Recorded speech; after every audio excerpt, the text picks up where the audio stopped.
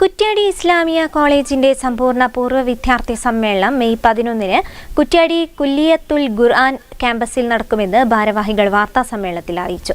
സമ്മേളനത്തോടനുബന്ധിച്ച് വിവിധ കലാപരിപാടികളും അരങ്ങേറും. 1956 നിലവിൽ വന്നതാണ് കുറ്റ്യാടി ഇസ്ലാമിയ കോളേജ്. കേരളത്തിലെ ആദ്യകാല ഇസ്ലാമിക കലാലയം കൂടിയാണ് ഇത്.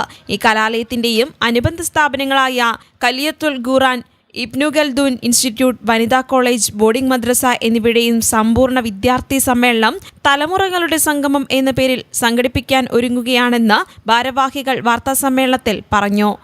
കുറ്റ്യാടി ഇസ്ലാമിയ കോളേജിൻ്റെ തന്നെ ആഭിമുഖ്യത്തിൽ പ്രവർത്തിച്ചു വന്നിട്ടുണ്ട്. അതിലെ എല്ലാ വിദ്യാർത്ഥികളുടെയും പല കാലങ്ങളിൽ പഠിച്ച എല്ലാ പൂർവ്വ വിദ്യാർത്ഥികളുടെയും ഒരു വിപുലമായ സമ്മേളനം ഈ മാസം 11-ാം തീയതി കോളേജ് ക്യാമ്പസിൽ വെച്ച് നടക്കുകയാണ്. സ്വദേശത്തും വിദേശത്തുമായി ആയിരക്കണക്കിന് പൂർവ്വ വിദ്യാർത്ഥികൾ ഈ സ്ഥാപനത്തിനുണ്ട്. അവരുടെ എല്ലാവരുടെയും ഒരു ഒത്തുചേരലാണ് മെയ് 11-ാം തീയതി രാവിലെ മുതൽ വൈകുന്നേരം വരെ കോളേജ് ക്യാമ്പസിൽ നടക്കുന്നത്.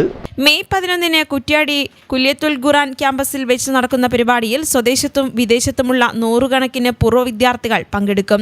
2000-ഓളം പ്രതിനിധികൾ പങ്കെടുക്കുന്ന പരിപാടിയുടെ സംഘാടനത്തിന് ടി മുഹമ്മദ് വേളം രക്ഷാധികാരിയും AK അബ്ദുൽ നാസർ ചെയർമാനുമായി വിപുലമായ സ്വാഗത സംഘം രൂപീകരിച്ച് പ്രവർത്തനങ്ങൾ നടക്കുന്നുണ്ട്.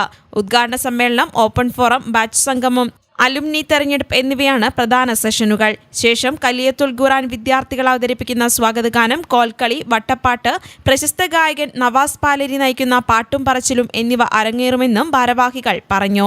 വാർത്താസമ്മേളനത്തിൽ സ്വാഗത സംഘം ഭാരവാഹികളായ ടി മുഹമ്മദ് വേളം, AK അബ്ദുൽ നാസർ, സുൽത്താൻ നൂറുദ്ദീൻ, ഉബൈദ് കക്കടവിൽ തുടങ്ങിയവർ പങ്കെടുത്തു.